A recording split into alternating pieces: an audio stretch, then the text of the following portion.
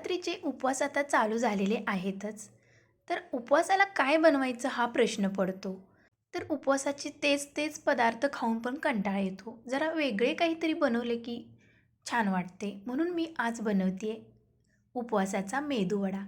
तर खूप छान टेस्टी, खुसखुशीत आतून आणि वरून क्रिस्पी असा हा बनणारा मेदूवडा आज तुमच्यासोबत शेअर करते. खूप सोपी रेसिपी आहे, अगदी झटपट बनणारी आहे. 15 ते 20 मिनिटांमध्ये ही रेसिपी तयार होते. तर ही रेसिपी तुम्ही नक्की ट्राय करा. तर ट्राय करण्यासाठी हा माझा व्हिडिओ तुम्हाला लास्टपर्यंत बघावा लागेल, कुठेही स्किप न करता. चला तर मग आता आपण रेसिपीला सुरुवात करूया. नमस्कार, सीमाज बेस्ट किचनमध्ये तुम्हा सर्वांचं खूप खूप मनापासून स्वागत आहे.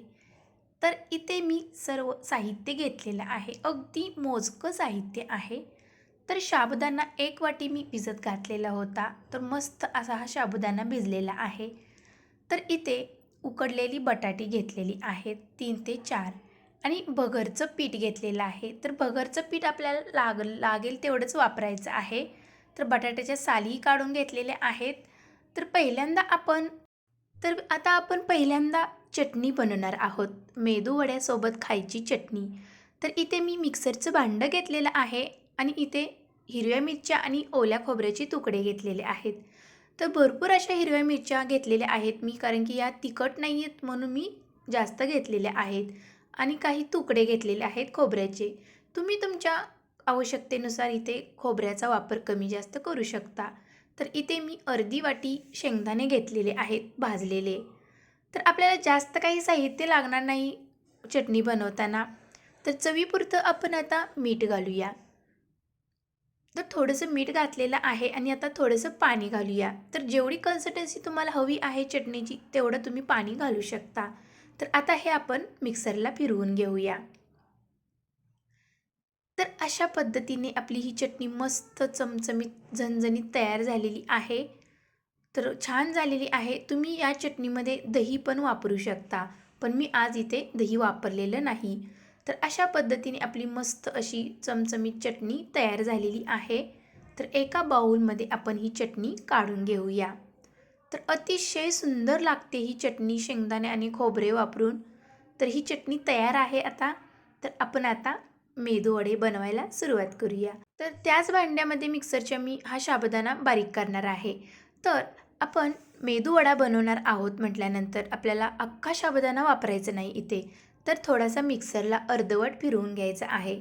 तर असे केल्याने खूप छान टेस्ट येते आणि कुरकुरीत असे मेदूवडे बनतात. तर पाण्याचा वापर इथे बिलकुल करायचा नाही. बिना पाण्याचं हे मिश्रण फिरवून घ्यायचं आहे मिक्सरमध्ये. तर ही छोटीशी टीप लक्षात घ्या, पाण्याचा वापर बिलकुल करू नका. तर राहिलेलं होता तो साबुदाणा आता आपण तोही फिरवून घेऊया. तर अशा पद्धतीने जर बारीक केला साबुदाणा तर खूप छान क्रिस्पी होतात मेदूवडे, छान लागतात. म्हणून मी इथे अर्धवट असे तर इथे मी उकडून घेतलेला बटाटा घेतलेला आहे. तर बटाट्याचं प्रमाण जास्त पण करू नका व कमी पण करू नका. जेवढं बाइंडिंग हवं आहे तेवढं तुम्ही घालू शकता. तर इथे मी भगरचं पीठ घातलेलं आहे अर्धी वाटी. तर आपल्याला जर लागलं तर आपण नंतर भगरचं पीठ घालणार आहोत. तर 2 ते 3 चमचे जाडसर शेंगदाण्याचं कूट घातलेला आहे. तर आता घालूया आपण लाल मिरची पावडर. लाल मिरची पावडरऐवजी तुम्ही हिरवी मिरचीची पेस्टही वापरू शकता. चवीपुरतं मीठ घातलेलं आहे आणि थोडासा हलकासा सोडाही घातलेला आहे. सोडा घालतेवेळी व्हिडिओ स्किप झालेला आहे. तर आता आपण घालूया बटाटाच कुस्कुरून. तर बटाटा असा हातानेच कुस्कुरून घालायचा आहे. छान शिजला की बटाटा मस्त असा स्मॅश होतो मिश्रणमध्ये. तर आता आपण हे मिश्रण सर्व एकजीव करून घेऊया, छान मिक्स करून घेऊया. नंतर मी इथे घालते लिंबू. तर अर्धा लिंबूचा रस घालणार आहे. अतिशय टेस्टी लागणार आहेत हे मेदूवडे. आंबट आणि तिखट हे मेंदूवडी मस्त टेस्टी लागणार आहेत.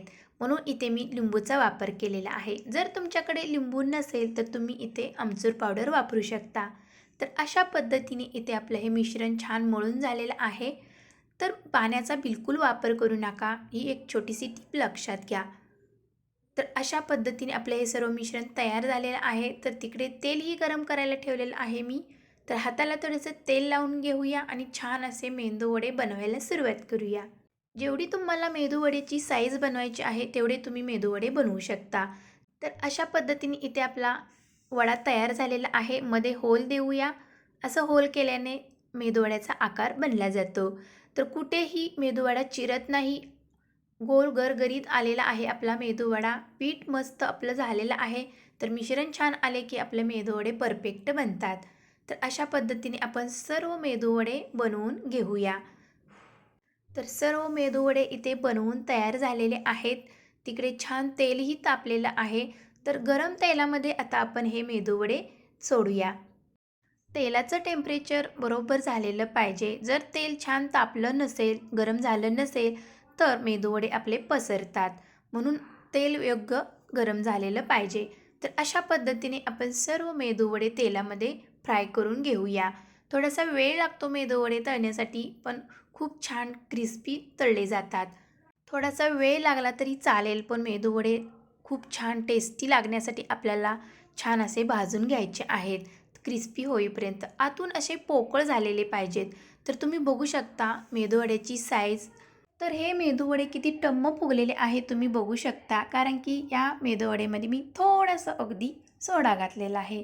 त्यामुळे आपले मेदूवडे छान टम्म फुगलेले आहेत आणि परफेक्ट प्रमाणामध्ये हे मिश्रण तयार झालेलं आहे. आणि परफेक्ट जर हे मिश्रण तयार केले की मेदूवडे आपले बिलकुल बिघडणार नाहीत. अतिशय टेस्टी, क्रिस्पी आणि टम्म फुगलेले हे मेदूवडे बनतात.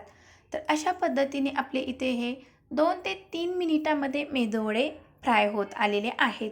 तर आता हे सर्व आपण मेदूवडे काढून घेऊया एका टिश्यू पेपरवरती. टिश्यू पेपर वापरल्यामुळे जे एक्स्ट्रा ऑइल राहते मेदूवडेमध्ये ते सर्व ॲब्झॉर्ब होते. म्हणून इथे आपण टिश्यू पेपर वापरलेला आहे. तर अशा पद्धतीने आपण हे सर्व मेदूवडे काढून घेऊया. जे राहिलेले होते मेदूवडे ते आता मी सर्व फ्राय करून घेते. तर इथे सर्व आपले मेदूवडे फ्राय करून झालेले आहेत. तर मस्त असे गोल गरगरीत आणि वरून क्रिस्पी आणि आतून टम्म फुगलेले आहेत. तर वरून एकदम कुरकुरीत झालेले आहेत. साबुदाणा बिलकुल दिसत नाही, कारण की साबुदाणा आपण मिक्सरमध्ये बारीक केलेला होता. तर एक वडा मी तुम्हाला तोडून दाखवते की आतून तो कसा झालेला आहे. तर मस्त असा कुरकुरीत, आतून एकदम खुसखुशीत आणि पोकळ बनलेला आहे. बघू शकता कुठेही ऑइल राहिलेलं नाही मेदूवड्यामध्ये आणि वरून एकदम कुरकुरीत आणि आतून खुसखुशीत असा हा मेदूवडा झालेला आहे. तर अशा पद्धतीने जर हे मेदूवडे केले तर अजिबात बिघडणार नाहीत, खूप टेस्टी लागतील. जर तुम्ही अख्खा साबुदाणा जर मेदूवड्यामध्ये वापरला तर साबुदाणा वडा जसा आपण बनवतो तशीच टेस्ट लागेल. म्हणून इथे मी साबुदाणा बिलकुल वापरलेला नाही अख्खा, तर तो मिक्सरमध्ये फिरवून घेतलेला आहे. म्हणून हा मेदूवडा मस्त असा क्रंची तयार झालेला आहे. तर ही छोटीशी टीप लक्षात घ्या. तर अशा पद्धतीने इथे मी हिरव्या मिरच्या फ्राय केलेल्या आहेत मीठ लावून, त्याही इथे ठेवलेल्या आहेत आणि सोबत खोबऱ्याची चटणी. तर मस्त अशी आपली उपवासाची थाळी तयार झालेली आहे. तुम्ही पण नवरात्री स्पेशल उपवासाचा मेदूवडा नक्की ट्राय करा. अगदी खुसखुशीत बनतो, अगदी कमी वेळेत, कमी साहित्यामध्ये झटपट बनला जातो. तर ही रेसिपी तुम्हाला कशी वाटली कमेंटमध्ये नक्की सांगा. अजून जर माझ्या चॅनेलला लाईक, शेअर, सबस्क्राईब केलं नसेल तर नक्की करा. तर भेटूया अशाच नवनवीन रेसिपीमध्ये. तोपर्यंत मस्त खा आणि स्वस्त रहा. Bye bye.